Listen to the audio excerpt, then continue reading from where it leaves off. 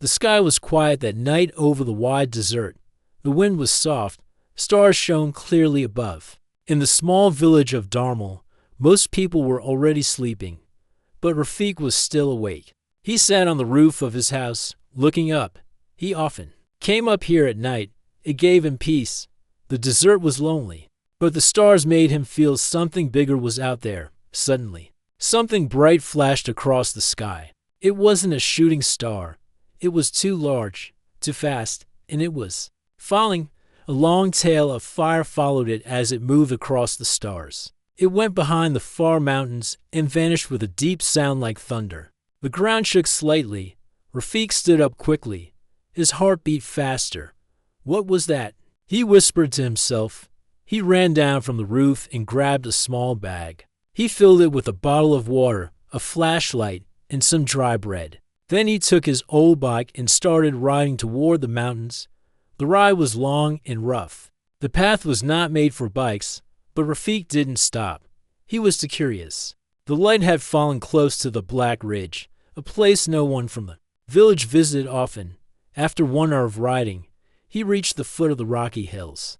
The night was quiet again.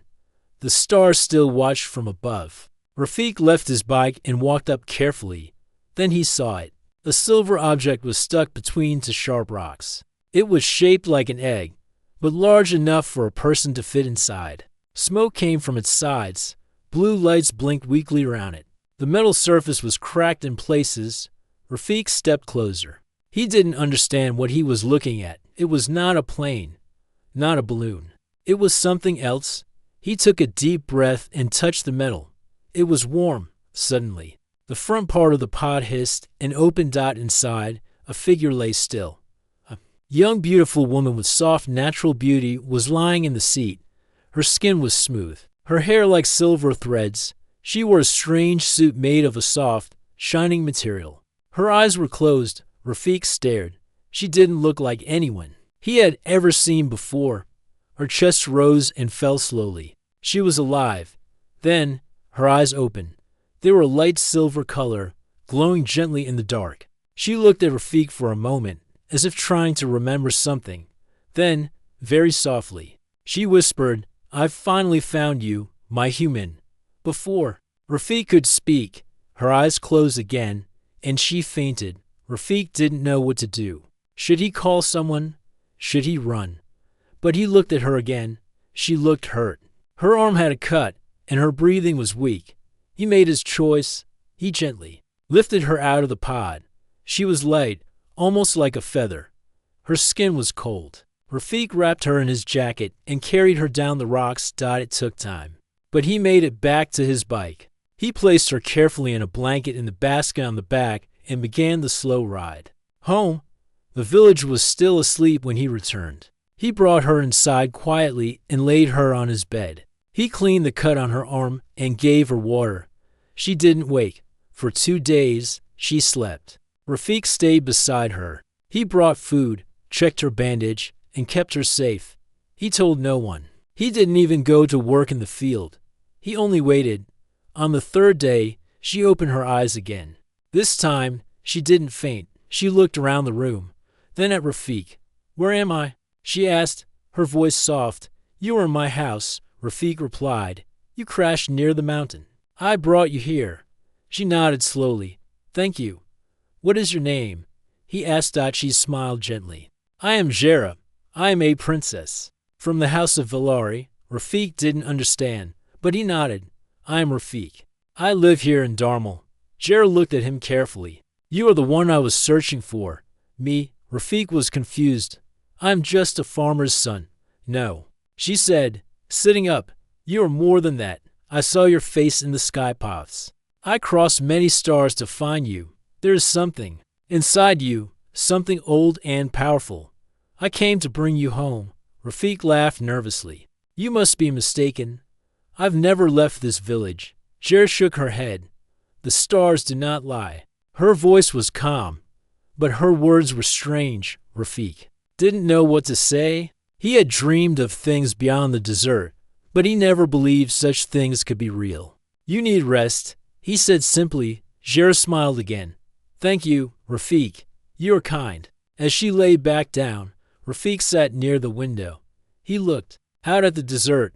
3 days ago, he had only sand and silence in his life. Now, a princess from the stars was sleeping in his bed, and she said she came for him.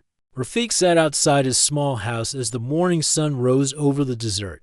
The wind carried soft grains of sand across the empty path. His thoughts were full and restless. Inside the house, the strange girl from the stars, Jera, was awake and sitting up. Her strength was slowly returning. The words she had spoken stayed in his mind. "You are the one I was searching for." Rafik had never been important. His life was simple. He helped his mother in the fields, cared for the goats, and fixed the broken things around the village. He had no special mark, no secret gift. So why would someone from the stars come for him? He stepped back inside. Jera was standing now, dressed in a long robe he had given her. Her silver hair caught the morning light, and her calm eyes watched him. "You look stronger today." Rafik said. "I feel better," she replied. "Your care helped me heal." "I don't understand what you meant before," Rafik said. "About me being the one you were looking for." Jera looked down at her hands, then slowly walked toward him. "My people live far from here," she said, "on a world called Nale, in the star path beyond your sun. We are known as the Velari.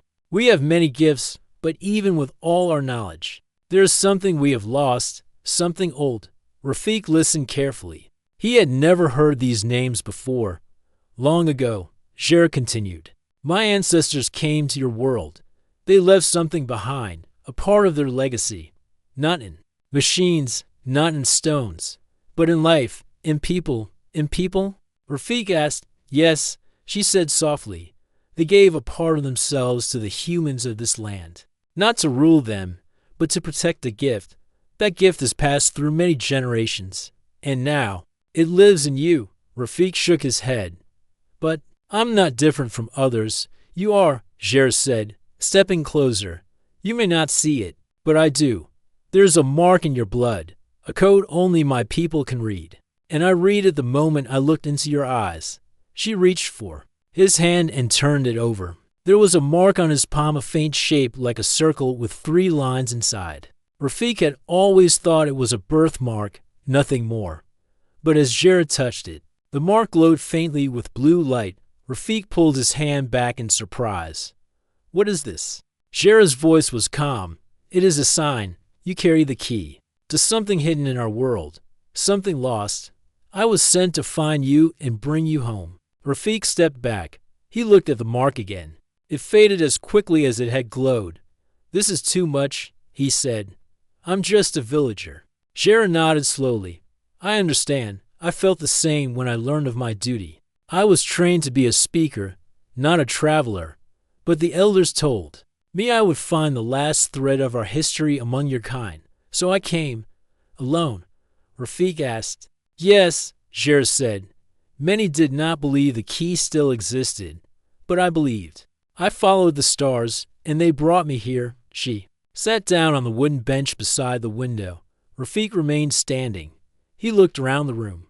The small lamp, the basket of bread, the old cloth on the wall. It was his world. And now a new world was knocking on his door. "What will happen if I go with you?" he asked. "You will see things no human has seen," Jera replied. "But it will not be easy. There will be danger.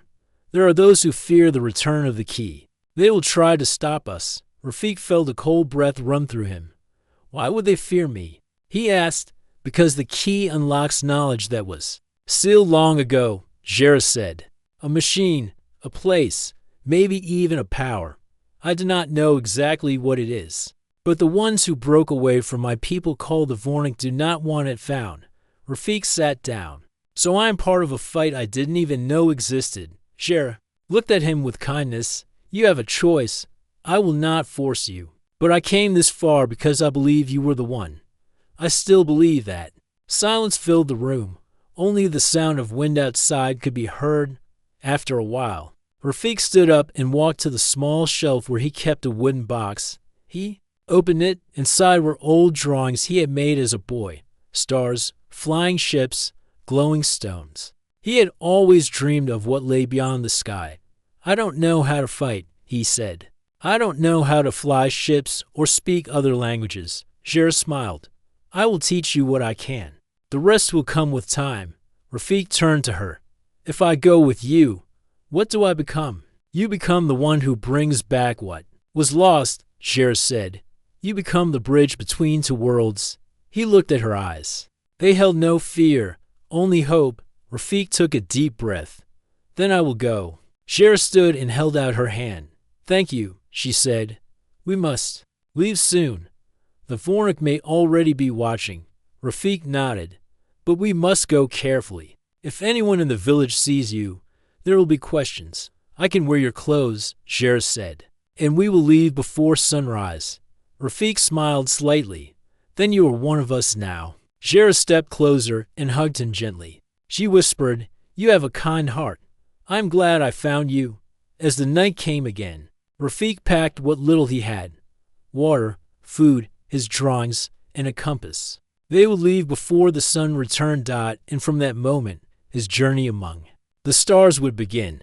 The stars had not faded yet when Rafik and Jer left the village of Darmal. The sky was still deep blue, touched with a silver glow. The morning wind was cool. Rafik walked ahead, carrying a small bag filled with food, water, and his old compass. Jer followed close behind, dressed in a long cloth robe and a scarf to hide her silver hair. They moved quietly through the sandy path. No one saw them leave. After an hour of walking, they reached the outer rocks near the Black Ridge. The place where Jer's pod had crashed was still there. The metal shell now rested half buried in sand. Blue lights on its surface blinked slowly, fading with time. We must not stay here long, Jer said. The Vornik might be tracking the pod's signal.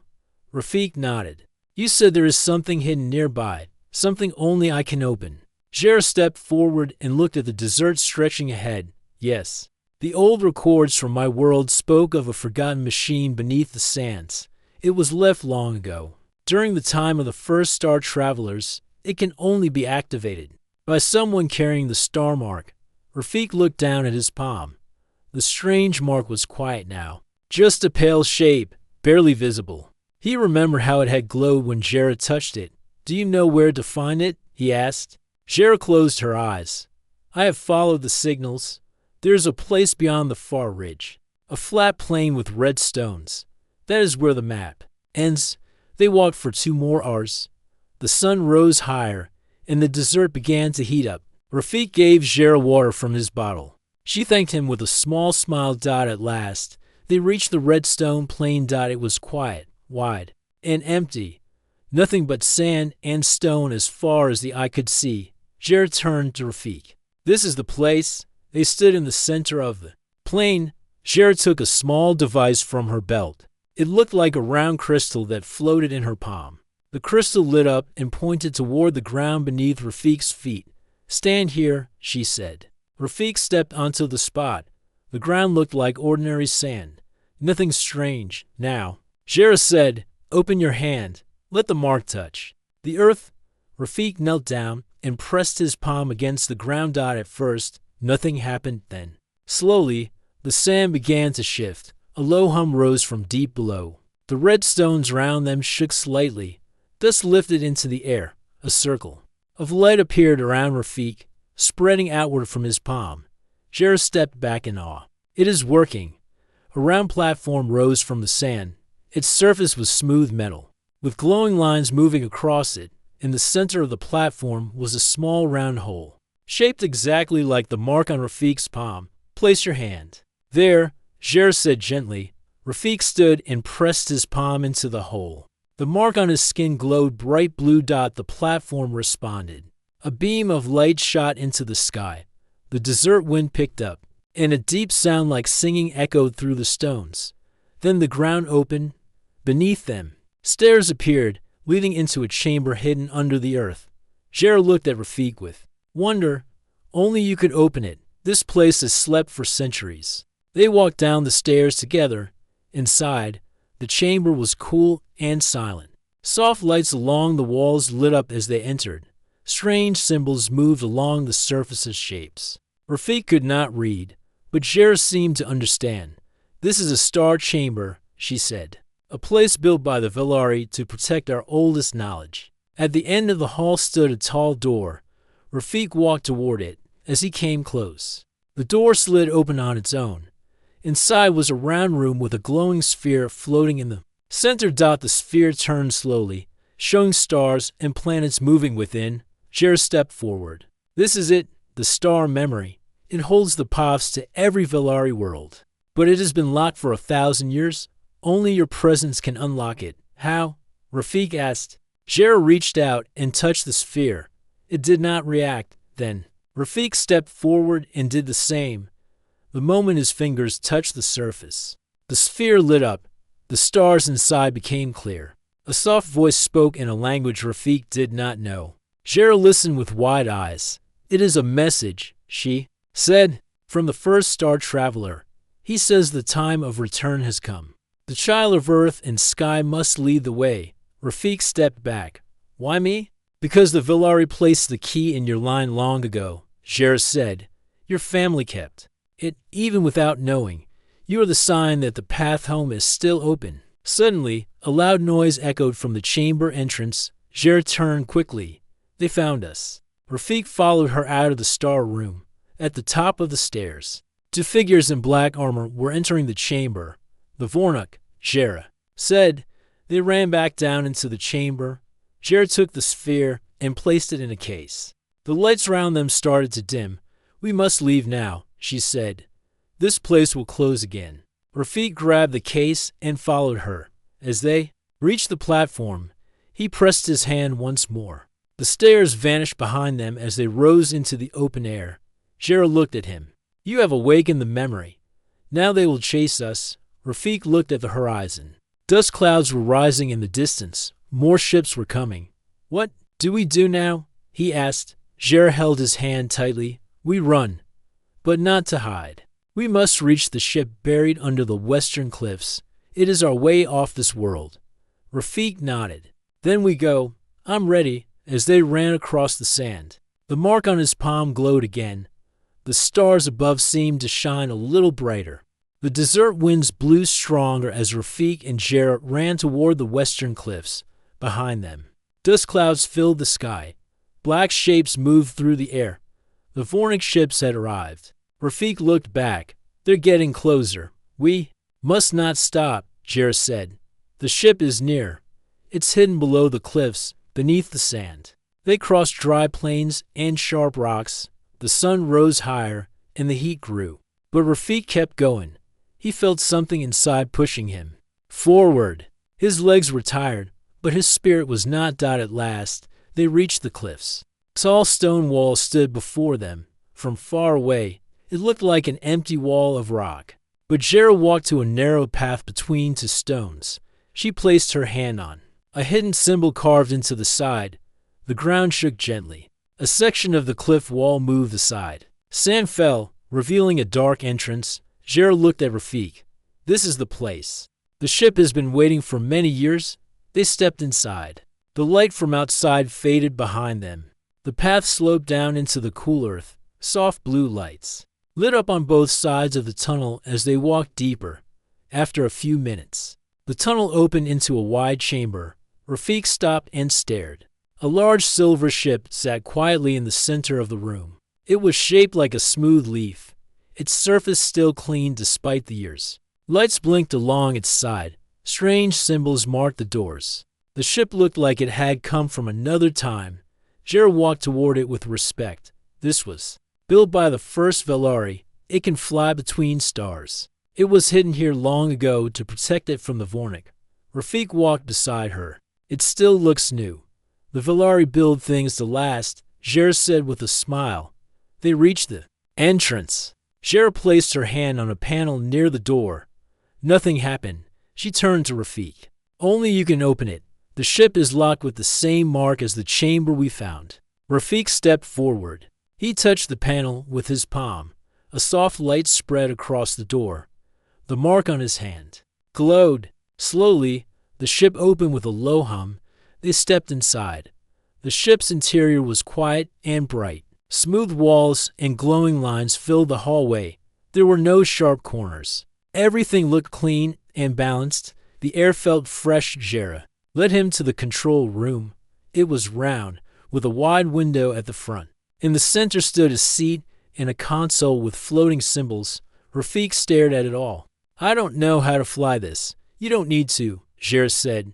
The ship can learn. It listens to the one who carries the mark. She guided his hand toward a round crystal on the console. As soon as he touched it, the ship came to life. The lights grew brighter. The window opened to show the sky. The walls hummed softly. A voice spoke in the Velari language. Jera smiled. It recognizes you. We can fly now. But before they could sit, a loud sound echoed from outside. The entrance tunnel shook. Dust fell from the ceiling. They're here, Rafik said. Jera ran to the window and looked through a side lens. 3 Vornik soldiers have entered the tunnel. More will follow. We need to leave now, Rafik said. Jera nodded and sat in the main seat. She placed her hand on the controls and looked at him. Hold on. The ship began to rise. From the ceiling above, the rocks and sand moved away. The ship lifted smoothly. Breaking through the earth, a hidden door in the desert floor opened as they rose into the bright sky. The Vornik soldiers ran after them, but they were too late. The silver ship flew high above the cliffs. Rafik looked out the window as the ground fell away. He had never been this high before. The village of Darmal looked small in the distance. Where do we go now? He asked. We leave this world, Jera said. There's a safe place. A planet called Hera. It is a stronghold of my people. Rafik felt both fear and wonder. I've never left Earth. You are not leaving home, Jera said. You are finding your place in the stars. The ship moved faster, cutting through the clouds. Rafik watched as the blue sky turned dark. Stars began to appear all around. Soon, Earth was just a round shape behind them. A deep silence filled the cabin. Rafik sat quietly, looking at his hands. I still don't understand why I was chosen. Jera stood beside him. You were not chosen by chance. The blood of the first star traveler runs through you. That mark is proof. It called to me, and I followed it. But I don't feel special, Rafik said. Jera smiled gently. The stars do not need perfection. They need courage. And you have that. Rafik looked into her eyes. They were calm, full of something ancient and deep. He felt comfort in her presence. Jera sat beside him. Once we reach Hera, the elders will help us. They will explain what comes next. But there is one thing you must understand. What is it? Rafik asked. Jera placed her hand on his and said, The Vornik are not just after the knowledge. They are afraid of what it can bring. Peace, balance, unity. They want power, not harmony. That is why they fear you.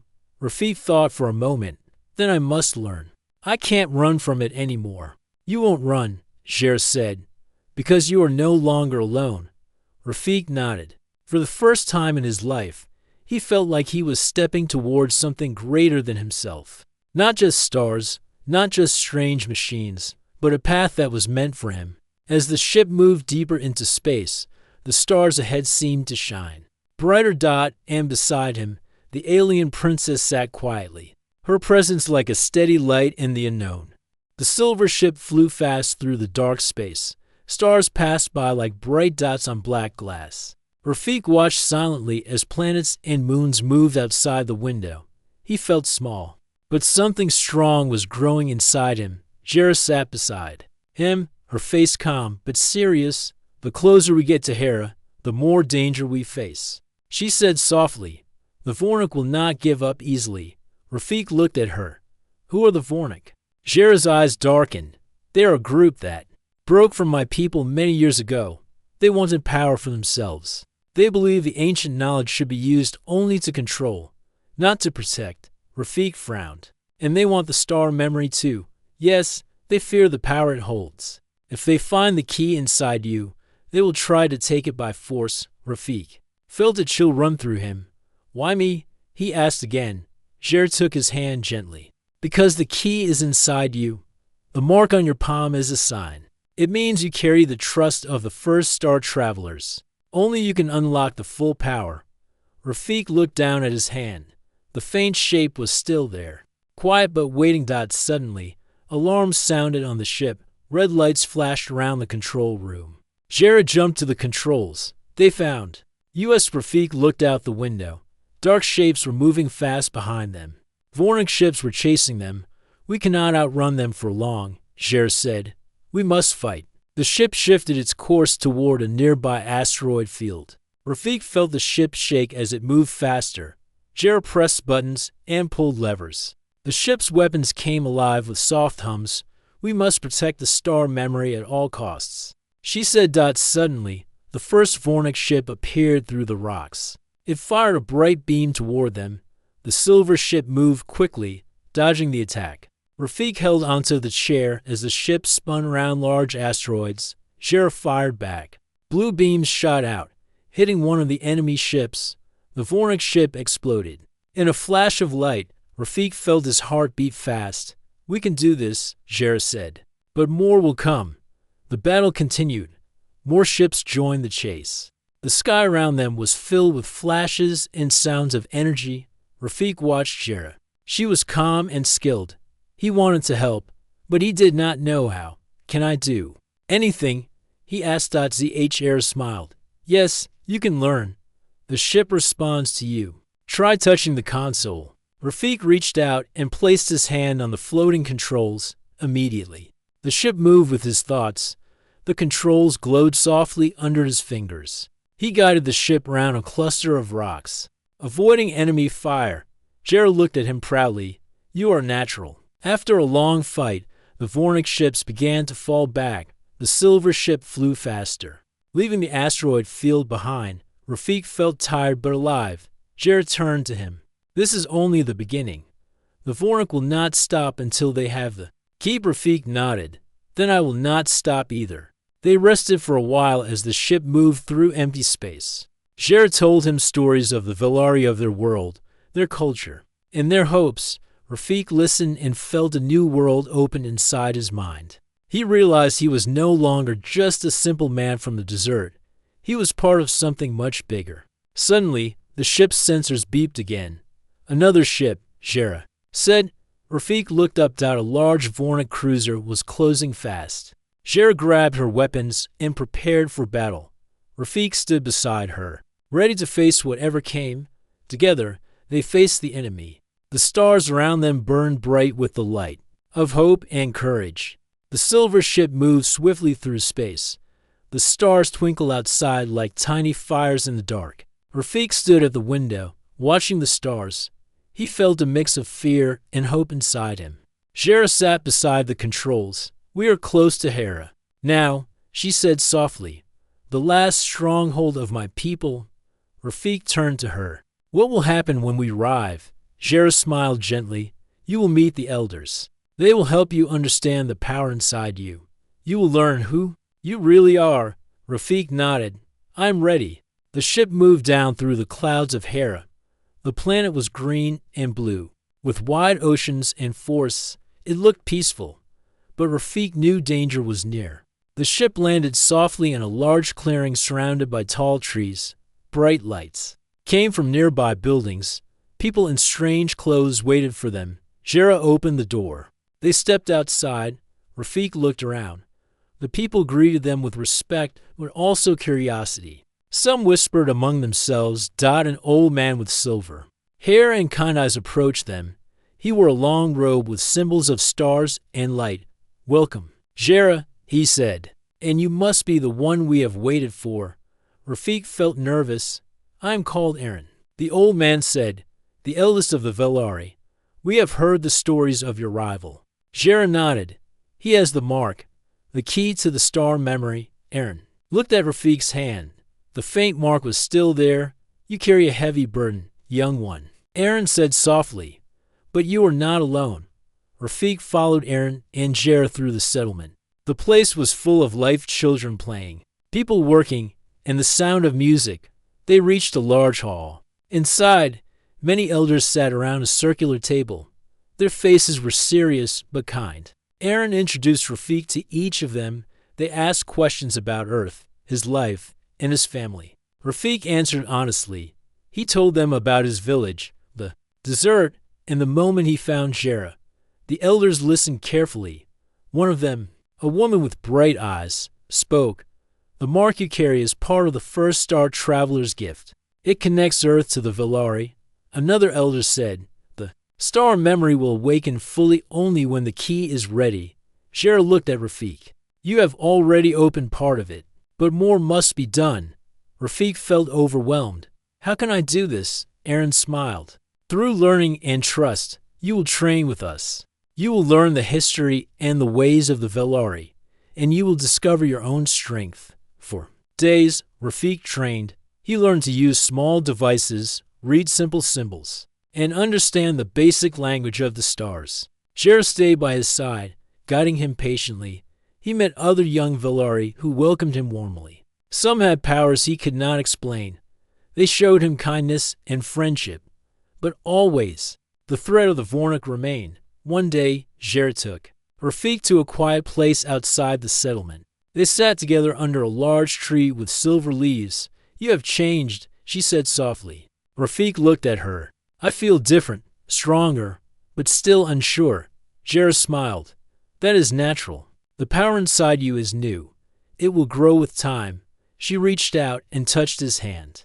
The mark glowed faintly. Remember, you are not just a human. You carry the legacy of stars. You are the bridge between worlds. Rafik nodded, feeling hope. Suddenly, alarms sounded through the settlement. Aaron's voice came over the speakers. The Vornik are approaching. Rafik's heart raced. Jera stood quickly. They are coming. We must prepare. Rafik looked at the people around him. Fear and courage mixed in their eyes. He knew he had a role now, not just to run or hide, but to stand and protect, together with Jera and the Velari. He prepared for the battle ahead. The sky over Hera was dark and filled with stars. But now, red flashes and glowing ships cut through the night. The Vornik had come to claim the power hidden within the key. The mark carried by Rafik. Rafik stood at the center of the Velari's stronghold. His heart was steady but full of tension. Round him, the elders and warriors prepared for battle. The sound of distant engines grew louder. Zhr stood beside him. Her eyes were calm but fierce. This is the moment we have trained for, she said. The fate of our worlds depends on you. Rafik looked at his hand. The mark glowed softly with blue light. He could feel a warmth inside, a power awakening. Suddenly, the Vornik ships appeared in the sky above. Dark and large, they moved with purpose. Energy weapons fired, lighting the clouds. The Velari defenders raised their shields and weapons. The battle had begun. Rafik took a deep breath and stepped forward. He felt Jera's hand on his shoulder. You are not alone, she whispered. Rafik raised his hand. The mark on his palm shined brighter and brighter. A pulse of energy spread from him, touching the ground and sky, the ancient star defense systems. Hidden beneath Hera for centuries, awakened, beams of light shot from towers, creating a protective shield around the city. The Vornik ships hit the shield but could not break through. The energy pushed them back. Rafik felt a surge of strength. The power inside him grew with every breath. He focused on the glowing mark. Images flashed in his mind, stars, ships, and a history long forgotten. He understood now. The key was more than a mark. It was a link to a forgotten past and a promise for the future. With Jera guiding him, Rafik reached out to the control panels of the city's defenses. His touch made the system stronger. Lights flowed along the walls, and energy beams flew out to stop the enemy. The Vornik forces began to retreat. Their ships turned away from Hera. Defeated by the united power of the Velari and the human key bearer, the sky cleared. Silence returned. Jera hugged Rafik tightly. You did it. You saved us all. Rafik smiled, tired but happy. We did it together. The elders gathered around. Aaron spoke with pride. You have fulfilled the promise of the first star traveler. You are the bridge between worlds. Rafik looked at the stars shining above. He felt at peace. Jera whispered close to his ear. I have finally found you, my human. Rafik held her hand. His journey was only beginning, but now he knew he was ready. Together, they would build a new future, one where humans and Velari stood side by side among the stars.